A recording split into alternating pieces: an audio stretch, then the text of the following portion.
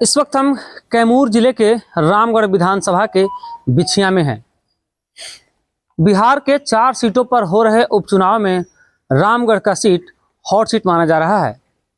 रामगढ़ की राजनीति त्रिकोणीय मुकाबला यहां पर माना जा रहा है।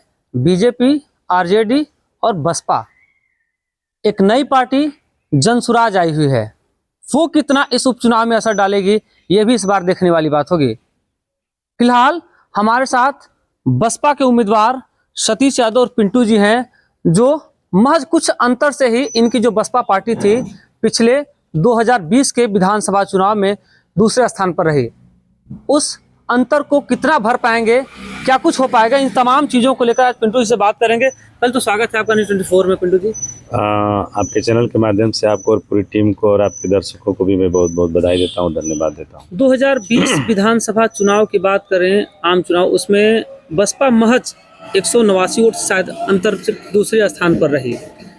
क्या कुछ रहा, कैसे इस बार कितना भरपाई हो पाएगा उसका? देखिए, पिछला जो चुनाव था उस चुनाव में जो प्रत्याशी थे वैभव अमका यादव जी बीएसपी से चुनाव जीत गए थे। देखिए, पोस्टल बैलेट में धांधली हुई और धांधली करके उनको हराया गया।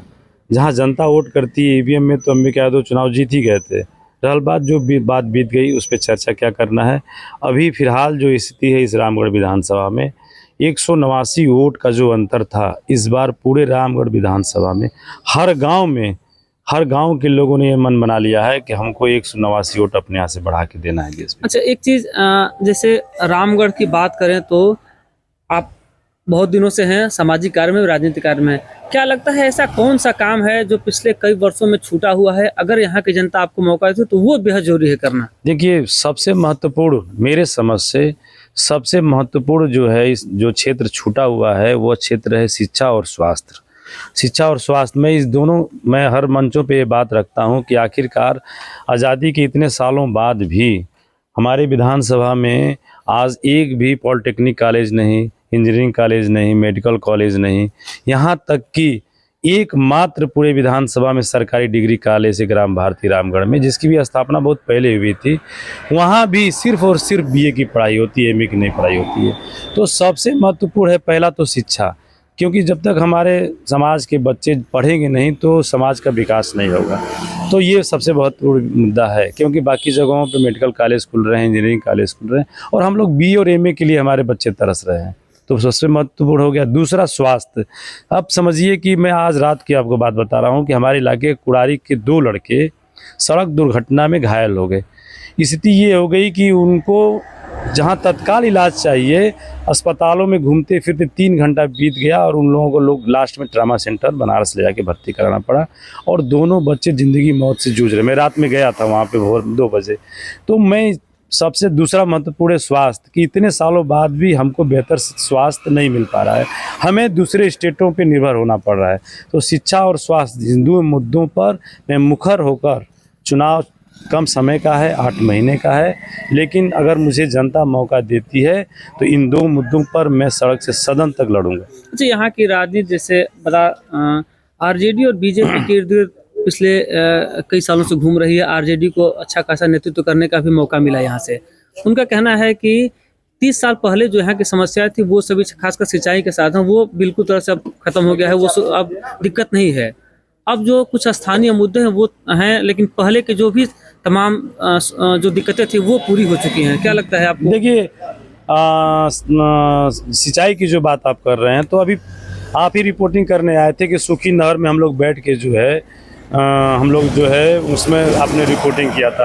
तो कहाँ सिंचाई की समस्या खत्म हो गई? सिंचाई की समस्या तो आज भी बरकरार है। अगर आज बारिश ना हो तो हमारे किसान जो है धान की रोपनी नहीं कर पाएंगे। पूर्णतः हम लोग बरसात के ऊपर निर्भर है, क्योंकि जो पंप कैनाल दिखावे के लिए जो लगे हुए हैं कर्मनाशा नदी में, वह कर्मनाशा नदी सिर्फ और सिर्फ बारिश के पानी पर निर्भर है।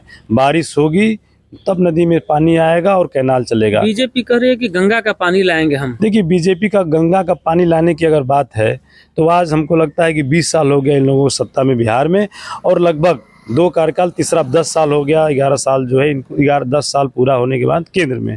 तो हमको नहीं लग रहा है कि आप बिहार में भी आपकी सरकार, केंद्र में भी आपकी सरकार, तो अब क्या अमेरिका में आपकी सरकार बनेगी तब आप गंगा का पानी लाइएगा? तो ये सिर्फ और सिर्फ ये गंगा का पानी सिर्फ चुनाव में लाते हैं, और चुनाव बीतता है फिर इनका जो है वही ढकोसला खत्म हो जाता है फिर। रामगढ़ में आप अपनी लड़ाई किससे मानते हैं?